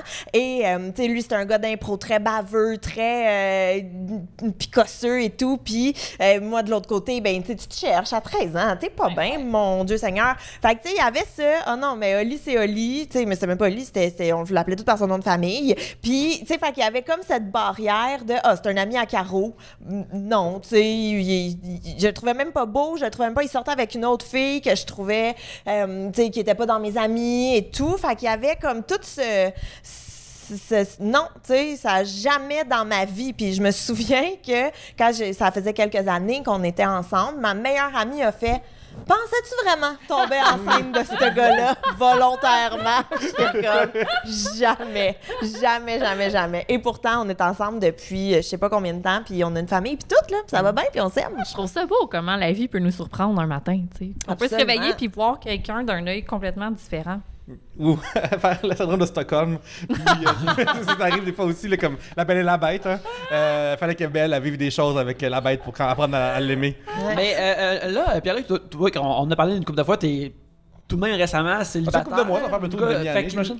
Fait que là, tu côtoies plus de dames, tu te fais des amis qui sont des dames, pas nécessairement que tu sors avec ou non, pas nécessairement, en effet. Mais y a-tu T'as-tu l'impression qu'il y a des affaires comme ça qui se passent ou qu'une dame pense peut-être comme « Ah, lui, il s'essaye-tu? » Ou est-ce que le monde... parce que moi, je te connais, je sais que t'es super sympathique puis t'es vraiment un team player, tu veux rassembler du monde pour faire des affaires. Mais c'est vrai aussi que des fois, t'as l'effet barrière. Tu sais, mais non, Pierre-Luc est en couple, fait que s'il m'invite, c'est correct. Mais là, est-ce que la perception a changé? C'est une très bonne question, Yannick. Oui, c'est bon à savoir. Je sais pas encore, je suis pas encore assez habitué dans la vie pour débrouiller avec ça, mais... T'es peut-être pas non plus la personne qui lit le mieux les signes. Là, je suis tellement bon pour les signes, ça devrait. Moi, j'ai les signes sans arrêt.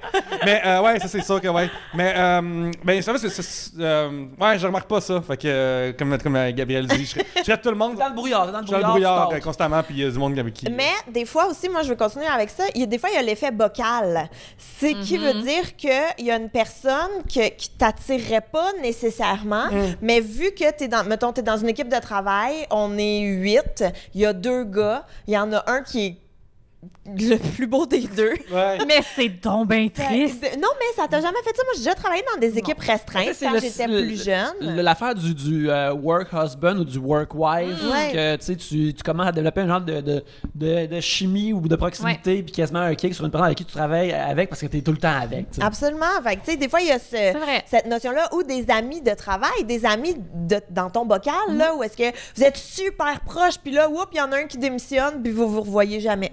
Ouais. Et pourtant, on était les meilleurs amis du monde sur nos chiffres. Tu sais, des fois, il y a des amitiés circonstancielles aussi qui existent. Mais ça revient comme quand t'es jeune, puis c'est ton voisin.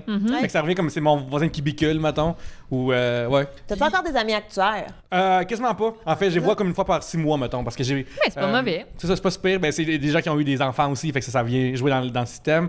Je travaille beaucoup de soirs. Fait que ça se met tough pour eux autres. Puis surtout, ça arrive sud aussi. Fait que ça arrive sud. Fait qu'il faut un char pour y aller. Sinon, eux restent à Montréal. Eux restent à Montréal pour une gardienne. Puis ça devient. Tu sais, genre, eux autres, là, faut planifier leur sortie, genre 2 mois d'avance. Là. Fait que c'est énorme. Puis ça me fait chier en esti. Genre, tu sais, nous, on est comme ouvert tout le temps. Là. Demain matin, je pourrais avoir une gig demain soir. Puis faire que je suis comme tout là sur stand-by. Ça m'arrive souvent de choquer mes amis actuaires. Mais des fois, ils viennent. Ouais, ben, regarde, on leur souhaite. Mais l'affaire aussi que tu as parlé, c'est que ça a rapport avec c'est quoi ta relation face à un kick, quand tu as un kick sur quelqu'un. Puis tu sais, quand tu es adolescent, le kick d'une personne que tu vois quand tu vas à l'école, ça éclaircit ta journée. Ouais. Tu vis ou tu meurs selon l'interaction que tu as avec cette personne-là. C'est vraiment incroyable. Et plus que tu vieillis, tu sais, ça dépend quel genre de relation que tu as avec, j'imagine, la chimie qui est relâchée par ton cerveau quand tu as un kick. Puis si tu vois un kick comme une affaire le fun qui arrive, ben par conséquent, tout peut être correct, puis t'es pas obsédé par peut-être je pourrais sortir avec cette personne-là un moment donné, qu'est-ce qui va arriver pour dire la cool, blablabla. Si c'est je rentre à la job, cette personne-là est là, puis je trouve ça le fun de passer du temps parce que je la trouve cool, puis de penser à ça, c'est bien correct. Mais si tu obsèdes là-dessus, ben là, ça va pourrir ton cerveau, ou ça va juste être... Tu sais, on en revient à l'autre sujet d'avant de « As-tu déjà fait des affaires que t'es pas down avec pour... » Tu sais, comme aller à un long show de quelque chose, tu commences à faire des affaires déplaisantes pour être avec quelqu'un, ben là, c'est un serpent qui part de là puis qui se rend là. C'est dégueulasse. C'est un ouroboros. Permettez-moi de prendre une gorgée. Je sens mon raillement de voix de party d'Olivier de dimanche soir. Vous êtes beau, là. Grosse, vous êtes très festif, là. Ouais. Je l'entends. Écoute. Ouais. Bien répondu, je pense. Ouais, on l'a tiré, ce sujet-là. J'ai un sujet de Samuel Vien qui demande le cannabis. Quelle a été votre première fois? Oh, cute! Écoute, moi, j'ai pris comme 3 puffs il y a 20 ans. Fait que j'ai jamais été... j'ai jamais vraiment participé au cannabis. Mais moi, je te dirais que je suis une personne qui a une personnalité assez addictive aux résultats. Fait que si genre la joke de community, c'est mieux de pas réveiller quelque chose en moi là. Si c'est quelque chose qui marcherait vraiment bien avec moi là, je suis comme tout de suite, s'il vous plaît. Cela dit, je suis curieux parce que c'est quelque chose que j'ai jamais vraiment essayé, mais de façon comme mangeable avec des jujubes ou je sais pas quoi, la meilleure façon de façon comestible, j'aimerais ça l'essayer à un moment donné, peut-être en 2020. J'avais suggéré justement pour l'épisode de 420 qui s'en vient, mais ça a été refusé comme... oui, absolument. On a tout refusé. Je voulais pas... mettons que faudrait que je l'essaye avant que ce soit capturé. Quoi que c'est peut-être ça que faut ça capturer, mais même là, je suis pas sûr que je suis confortable de ça. Là. Justement, encore là, une plug de Patreon. L'épisode qu'on a enregistré aux Oliviers, le dernier segment, c'est moi comme bien pacté chez nous qui fait comme « Hey, c'était le fun finalement. » Juste l'écouter le lendemain sobre comme un pape, j'ai fait comme ah c'est gênant ça. Fait que je peux pas me filmer alors que j'expérimente ces substances là pour la première fois. Pas faire ça. Pierre-Luc, moi je prends pas tant vraiment. C'est pas mon affaire. J'en ai pris quand j'étais jeune à 16 ans, genre 15, en fait 14, vraiment 14. Puis c'est pas ouais, ben c'est ça, c'est puis non. Okay. Fait que c'est pas mon affaire. Moi j'aime ça boire de l'alcool. Fait que c'est, tu m'as déjà parlé des fois des soirées que ça arrivait qu'il y en avait tu ouais, c'est pour le fun, mais sinon même à ça, genre après le même brosse est pire, fait que vraiment, tu mélanges pas alcool pis pot. Moi j'aime vraiment boire dans la vie, fait que c'est mon choix là. Ouais. Moi, je me souviens pas de ma première fois parce qu'il y en a eu tant. Non, mais j'ai eu mes belles années, là. Je te dirais secondaire jusqu'à université, là. Un bon 10 ans, là. Ouais. Une décennie. Ouais. Une couple de fois, là. Mais ouais, oui, c'est ça. Fait que, tu sais, j'ai fumé de tout, là. De la bonne, de la moins bonne. Ce que t'achètes désespéré à Berry-UQAM parce que ça te tente, puis ton pusher habituel qui te donne de la bonne. Maintenant, on a même trouvé le stash du père d'une de mes amies. Et c'était de la bonne. Comment c'était caché comment? C'était là. C'était tout simplement là. C'était pas caché, finalement. Non, c'était juste un moment donné, on était sur le party, puis hey, ça te tente d'essayer le pot à mon père? D'accord. Fait qu'on l'a fait. Et, fait que, tu sais, j'ai vraiment fumé de tout. J'ai eu des bons trips, des mauvais trips. Des fois qui font rien aussi, ça, c'est les pires fois. Les pires fois, c'est quand tu fumes, puis là, comme, il se passe rien. Fait que là, tu dis, mais je vais fumer plus. J'ai sans doute pas fumé assez. Et là, première chose que tu sais plus rien. Fait que j'ai eu beaucoup de ça. La dernière fois que j'ai refumé par-ci, par-là, mais en vieillissant, j'ai l'impression que ça me fait moins. J'avais l'impression que plus je fumais, il y a eu un certain moment où ça m'allait plus. Ça fonctionnait plus et tout. Puis moi, j'ai déjà parlé, tu sais, que j'ai des tendances dépressives. Puis le pot, c'est un très, très gros dépresseur.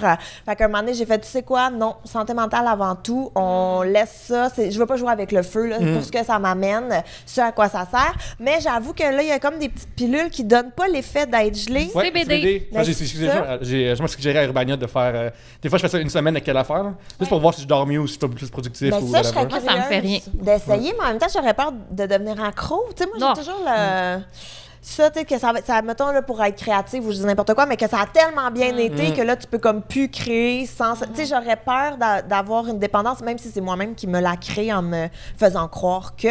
Fait que, bref, j'ai vraiment tout laissé tomber, mais je me souviens d'une fois, par contre, où j'étais bien battée avec une de mes amies, et on était dans un party, tu sais, open house, là, les genres de party qui se peuvent pas quand t'as 18 ans, genre 17 ans, là, puis les parents de ton ami sont partis au chalet en faisant confiance à ton ami qui est vraiment pas trop stable. Fait que lui, il fait juste crier dans le cours de maths, party chez nous à soir! Puis là, ça dégénère. Fait qu'on est dans un open house, on est allé dehors fumer et on est torché. Mais torché de chez torché, là. Et on est les deux devant la porte, puis on n'ose pas rentrer parce qu'on se dit que, tu sais, on peut pas rentrer sans sonner. Ben voyons. Puis c'est un open house, là. Puis on a passé genre 45 minutes dehors à faire, OK, toi, tu sonnes, moi, je vais rentrer. Non, je suis trop gênée, je veux pas rentrer. Toi, sonne, puis rentre. Non. Puis on s'ostinait de qui allait sonner, rentrer, puis tout. Puis dans le fond, la musique est dans le tapis, on réveille tout le voisinage. On aurait très bien pu rentrer sans problème, mais... Moi, je trouve que dans une société de performance, ça fait du bien, des fois, de perdre le contrôle. Puis je pense qu'il faut le faire d'une façon sécuritaire, légale, encadrée. Là, tu me parles de faire du moche. Non, mais des histoires comme ça, tu sais, pour moi, c'est ma drogue préférée. Soit dit en passant, là. Je trouve ça le fun, des fois, de s'extraire un peu comme des normes, puis d'être, de devoir faire, puis être en contrôle. Puis sinon, moi, le pot, j'ai jamais été une grande consommatrice. Je suis une consommatrice occasionnelle. J'aime ça me rend super horny, mais trop fatiguée pour fourrer. Fait que c'est un drôle d'état. C'est une situation de Sisyphe, ça, là. Exactement. Oui, vraiment, mais je l'apprécie parce qu'en général, je la verbalise. Excellent truc pour créer un malaise dans un groupe d'amis. Je comprends. Mais sinon, la première fois que j'ai fumé, c'était quand même chouette parce que ma mère était gérante d'une pizzeria. Puis j'ai fumé après l'école, puis mes amis puis moi, extrêmement battés, on est allés à la pizzeria pour demander à ma mère si elle pouvait nous donner de la pizza gratuite et elle a fait semblant qu'elle voyait rien dans ce qui se passait, respectant notre rite initiatique. Puis on a mangé de la pizza en silence devant elle, assis à une table, puis elle m'en a jamais reparlé. Soit qu'elle est très, très, très naïve ou que c'est juste une bonne maman qui comprend qu'il faut passer par là, puis moins on stigmatise l'expérience, plus on a de chance que l'enfant pense pas que c'est une bonne façon d'avoir de l'attention. Oh mon Dieu que c'est drôle, mais tu vois, nous, j'avais un groupe de chums de filles que des fois on faisait ça, là, genre journée pédagogique, allons fumer. Ouais. Et on était... C'est l'ultime journée pédagogique. Mais puis j'ai aucune idée. Moi, j'ai jamais rencontré de pusher. Tu sais, j'ai toujours eu de la drogue sous la main, mais j'ai jamais fait les échanges. C'est toujours mes amis qui se chargeaient d'acheter et tout. Et on était chez moi, je me souviens, ma mère était pas là, on avait fumé dehors. Mon ami avait volé une pipe à son père pour qu'on puisse... Il collectionnait les pipes, tu sais, l'invitation, toi, chose, là. Mais en tout cas, bref. Et on avait fumé et on était, là, déchirés, absolument. Et il y a comme pas d'autre moyen. Tu peux pas... On dirait qu'à cet âge-là, tu peux pas juste fumer un peu. Tu sais, il faut que tu te défonces la face ou rien. Et on était défoncés et on commande de la pizza, mais on était tellement gelés qu'on était comme ça sera pas naturel, il faut qu'on se pratique. Alors, on se pratiquait. Ben voyons donc. Et j'ai des photos de ça. On a pris des photos pellicules crinquables, à caméra jetable. On a passé un rouleau de caméra jetable à se prendre en photo pendant qu'on se pratiquait à répondre aux livreurs de pizza. Il est arrivé, tout sauf naturel. Tu comprendras bien. C'est comme un sketch. Écoute, c'était... Et on a même rappelé... On a appelé la pizzeria. On s'est pratiqué. On a rappelé la pizzeria en faisant « Excusez, c'est donc bien long. Avez-vous oublié notre commande? » Mais en regardant l'heure, ça faisait genre 4 minutes qu'on avait appelé. Tout était horrible. Je suis sûre qu'ils parlent encore de nous, les filles qui se pratiquaient à répondre à la porte. Là, c'est super mignon. Mais c'est des bons hijinks adolescents. C'est drôle parce que, genre, mettons, moi, dans mon cas, quand j'étais jeune, tu sais, moi, la biologie, j'aimais vraiment ça quand j'étais jeune. Puis je voyais que le cerveau se développe vraiment longtemps chez l'être humain. Puis à un moment donné. Jusqu'à ses 25 ans. C'est ça. Puis même à un moment donné, ça reste un plateau. Puis à un moment donné, ça tombe, genre vers. Là, 30. C'est ça. Moi, j'avais lu comme plus 32 pour être dépendamment 30-32. Fait que tu vois, ça que je suis 35, ça me dérangerait moins d'essayer de le faire parce que je m'en crisse, je deviens de plus en plus stupide. Fait que je suis pas en train de nuire à mon école, je suis pas en train de nuire à. Je suis super d'accord. Ouais, fait que c'est weird comment est-ce que je. Puis je me souviens avoir 20 ans, faire plus tard, ben, je suis une vieille marde comme aujourd'hui. Puis aujourd'hui, ben, je suis juste vieille. Puis, sinon, ton amour propre, ça va? Ah, je vais juste faire des farces comme quoi je suis vieux. Ok, parfait. Fait que ça te donne-tu le goût, Yannick? Ouais, mais je pense que la plus petite portion mangeable, mettons, là, ben chill, pas de problème, là, en train d'écouter peut-être un pay-per-view de lutte, là, je pense que ça serait mon arène. Mais tu vois, moi, là, quand je fumais, je finissais toujours mes soirées de la même façon, c'est-à-dire complètement gelée, à me clencher une boîte de biscuits Oreo en écoutant du François Pérusse dans mon Walkman. Wow. Tu sais, ça finissait toujours comme ça. Toujours. Mais ça je fais pratiquement ça de ma vie. Sérieux? Regarde, moi là, j'ai... Il y avait eu ça dans les journaux, apparemment il y avait une pénurie de... Il y a une pénurie de bûches vachons, de bûches de Noël. Non, de bûches des fêtes. Puis là, j'étais comme, je veux savoir une bûche des fêtes. Et puis là... j'en ai acheté une au Jean Coutu, puis là, j'ai failli en acheter 2.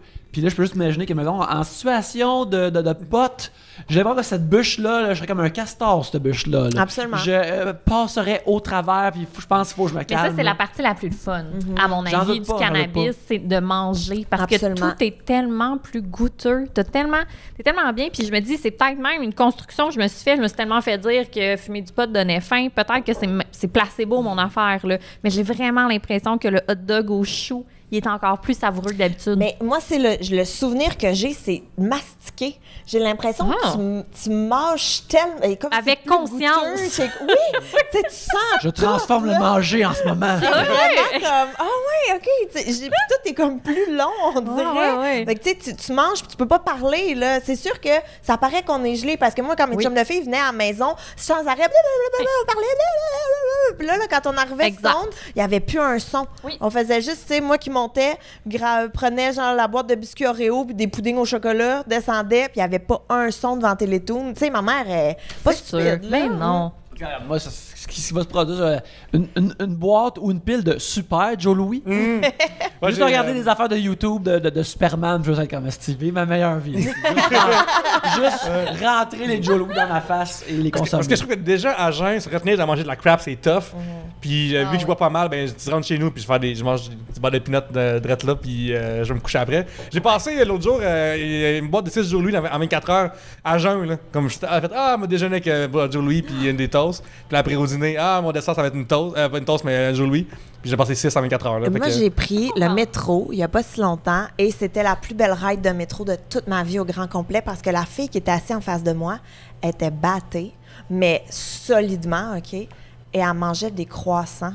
Mais elle mangeait, tu sais, là, le box de croissants, là, le 6 croissants. 6 croissants que t'achètes, elle les a toutes mangées, de ma station de métro jusqu'à Berry-UQAM. Elle les a tous... Puis tu sais, là, c'était méticuleux, puis il n'y avait pas de place au plaisir, là. Elle s'est enfournée, elle s'est poussait dans le fond de la bouche. C'était là... Écoute, je regrette de ne pas avoir filmé.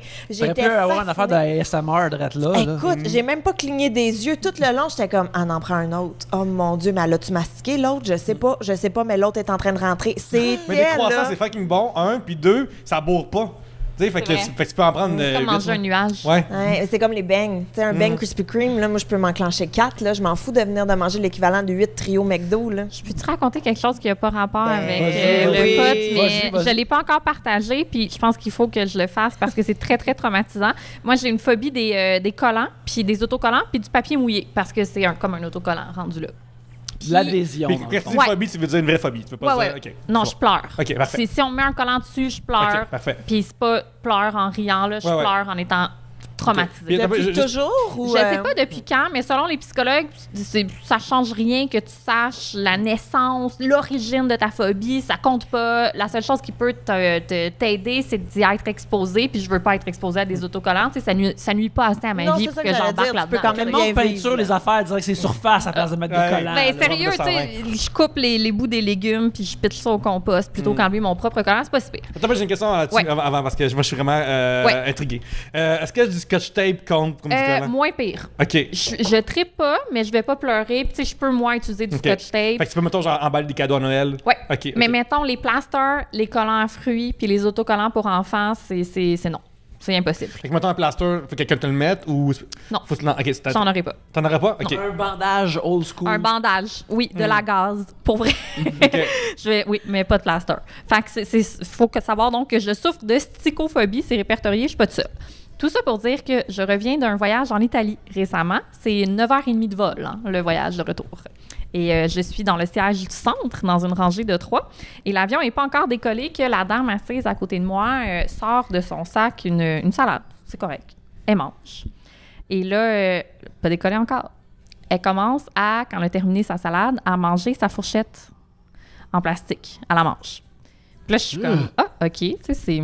Elle la mange, elle prend des bouchées et elle les avale. Ouais. Elle mange la elle mâchouille pas, là. Fait que là, mon chum... C'est une grosse fourmi, la madame. Non, okay. c'est une dame. Okay. Fait que là, mon chum qui est à côté de moi me regarde comme, c'est bizarre, mais tu sais, OK. Après ça, elle prend la boîte en carton de la salade et elle mange. Et moi, j'ai une stichophobie, je le rappelle. Et là, j'ai les larmes aux yeux, puis je suis convaincue que je vais vomir parce que je suis... Tu vois, en plus, là. Elle mange ma phobie. Puis mon bras touche au sien. Puis là, je regarde mon chum, puis j'hyperventile, puis je pleure. Là. Mais je pleure pas. Mais tu sais, je meurs en dedans. T'es pas bien. Mes non, mais elle mange le bois en carton, c'est correct, là. Elle mange la boîte en carton. Et là, mon chum est comme, OK, Rose, reste calme. Je suis désolée. Je sais que c'est très difficile ce que tu es en train de vivre. est-ce que tu veux qu'on change de place? T'sais, mon chum, 6 pieds 2, il peut pas être au milieu. La dame prend de l'espace. Évidemment, elle mange des boîtes en carton. Il faut... c'est un problème. La madame est super gentille. Elle est vraiment fine. On s'est parlé pendant le vol. Elle est fine. C'est hors de son contrôle. Elle me l'a pas expliqué, mais c'est clair, là. Mais pendant 9 heures, elle a sorti des choses de son sac qu'elle a mangées. Et elle a mangé chacun des contenants. Quand la dame dans l'avion, la travailleuse d'avion, j'ai oublié le terme, est arrivée... Oui, mais c'est pas le bon terme. Agent de bord, merci. Quand l'agent de bord est arrivée avec, tu sais, les petits chaussons là, qui donnent aux légumes à la fin du vol, elle a mangé la boîte en carton avant le chausson. C'est l'affaire la plus weird. Ça fait 8 ans qu'on fait ça. C'est l'affaire la plus weird. Elle a mangé ses napkins. Elle a mangé pendant 9h30. Tout ce qui, moi, me fait pleurer quand je le vois. Puis là, je me suis dit, est-ce que ça, c'est une exposition suffisante pour que je ne souffre plus de stichophobie? Non. Et ça, c'est arrivé il y a 2 mois et c'est la première fois que j'en parle tellement mon cerveau a dû passer par-dessus le traumatisme que j'ai vécu. La madame, elle sort d'Italie, qui a la meilleure bouffe sur la terre. Puis elle mange des cartons en place. On s'entend que c'est un trouble de santé mentale rendu là. Puis je veux pas rire d'elle parce que la femme était en pleine possession de ses moyens. Ça allait à l'encontre. Elle avait pas de contrôle. Il y a du monde qui ont peur de prendre l'avion aussi, tu peux comprendre. Peut-être. Il pouvait y avoir un paquet de situations. Elle a-tu mangé la canette de sa liqueur? Non.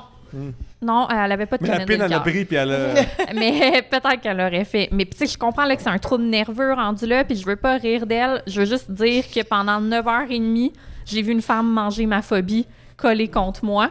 Puis, tu sais à quel point il faut avoir un karma de marde pour se rendre là. Tu sais, pour les gens comme à la maison, imaginez comme à côté de quelqu'un qui mange des araignées pendant des grosses tarentules pendant 9h30 dans une rangée d'avion. Tu sais, tu peux pas, t'es jamais aussi proche d'un étranger que dans une rangée d'avion. Je peux pas croire que j'ai vécu ça. Elle a-tu mangé le petit magazine, là? Le Sky Mall? Elle n'a pas mangé le magazine. Elle mangeait juste les contenants et même les ustensiles. Je ne pas, hein, l'ustensile de plastique, c'est pas une blague. Elle a mangé le petit sachet de plastique. C'est une chèvre qui est à côté de toi. Elle a tout mangé. Mais manger le couteau, c'est dangereux. Là. Le couteau, il est pareil comme... Elle a tout mangé. Puis ce qui se mangeait moins bien, elle le suçotait, puis elle le défaisait avec ses dents. My God! C'était... Ah oui, puis attendez, T'as vu qu'est-ce qu'elle trouve dégueulasse qu'elle a mangé? Non, mais il y a pire. Ça vient chez vous, puis elle mange pas de ta bouffe, comme tabarnak.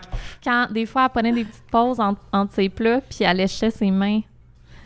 Mais de haut en bas, d'avant en arrière, puis elle léchait toutes ses mains. Puis ça aussi, c'est pas quelque chose avec quoi je suis super à l'aise. Ben, des lives, des affaires. Tu peux-tu me dire si elle écoutait des films sur Oui, elle regardait des films. Tu te rappelles-tu d'un film qu'elle a écouté? Parce que là, non, moi, je veux tout savoir les détails de cette femme-là. Regardez les gens jouer à Super Smash Bros. Puis quand elle avait Kirby, comme « Ah, ma préférée! » J'étais très occupée à essayer de sortir de mon corps. Ben, je comprends. Mon Dieu! Hey, tu t'es-tu saoulée? Qu'est-ce que t'as fait? J'ai pris plus de vin que d'habitude. J'ai fermé les yeux beaucoup. J'ai écouté de la musique très fort. J'ai fait de la respiration très consciente. J'ai laissé mon chum me rassurer, me dire que ça allait passer. Tout ça. Je me suis rappelé beaucoup que c'était une condition puis qu'elle choisissait pas ce qu'elle faisait. Mais ça a été 9h. Non, même pas, parce que je suis bien trop traumatisée. C'est la première fois que j'en parle, c'est comme une thérapie. Tu mentionnes ton chum qui est 6 pieds 2, comme lève-toi puis crée un écran à la fin que je ne sais pas ce qui se passe, s'il te plaît. Mais c'est pas possible, je veux dire. Oh mon Dieu, puis tu veux pas la faire sentir mal. Non, absolument pas. C'est ça. Elle contrôle pas ça, fait que tu veux pas non plus qu'elle se sente terrible à continuer à faire un comportement qu'elle peut pas contrôler. Tu sais que là, t'es peut-être genre dans une émission de prank en Italie. Là. Ouais, rendu là. Ouais, juste pour rire, gag. Ouais. Ça se peut. La radio-visionnée. C'est peut-être juste ça, moi, pendant 9h30, avec des larmes aux yeux qui shake. Les autres, tu regardes la télé, ils sont comme, hey, elle se choque jamais, puis elle dit rien, elle a juste l'air inquiète, là, on sent mal. Là. Vraiment bizarrement. C'est la pire prank possible. Comme rempli de bienveillance et de peur. Oui. Oh my God. Ouais. Oh my God. Voilà. Fait que mettons genre ça, tu vas acheter un beigne, whatever, tu sais. Si, mettons, t'accroches le bout de papier avec ta bouche à ta cœur, d'avoir la même, j'imagine, ou... Ah oui, c'est sûr. Okay, S'il fallait que je mange du papier malgré moi, je pense honnêtement que j'irais me faire vomir. Ou bien que j'aurais même pas à travailler fort, ça le ferait tout seul. Ah, ok. Non, c'est vraiment le papier mouillé. Moi, les fois que c'est arrivé que je mangeais quelque chose, j'ai mangé un bout de papier, ma réaction était comme... Qu'est-ce que je suis un assis d'imbécile? Je suis en train de mordre dans quelque chose qui est 100% de la bouffe. Puis il y avait comme juste un 1% qui n'était pas de la bouffe, mais je l'ai mangé celle-là aussi. Mais des fois, on appelle ça dans les pizzas cheap, super huileuses. Le carton est tellement cheap, des fois, ils ramènent un bout de carton avec ça. C'est ça, je suis pas bien. Ouais. Fait qu'on va arrêter, regarde, on va arrêter de parler des affaires que notre invité est pas bien. On va terminer l'invité maintenant. On va terminer l'épisode maintenant. Rose, merci beaucoup d'être venue nous voir. Ça m'a vraiment fait plaisir. Merci à vous. Merci pour l'ouverture aussi. Merci pour la thérapie. Idéalement, ce serait exorciser ce démon-là, mais c'est probablement pas d'arriver. Je vois, ça m'a donné faim d'entendre parler quelqu'un manger des affaires. C'est vraiment gênant. Là. Je ne pas le papier, mais t'inquiète pas, mais j'en ai de nourriture. Mais est-ce que les gens qui veulent plus de Rosemée, où peuvent-ils trouver plus de Rosemée? Écoute, premièrement, j'aimerais les comprendre après ce qu'on vient de vivre. Deuxièmement, sur Instagram, Rosemée Automne, sur Facebook. Je sors un roman à la fin février. Je sors une série documentaire sur la section Véro TV de Tout.tv. Ça s'appelle « Comment devenir la personne parfaite ».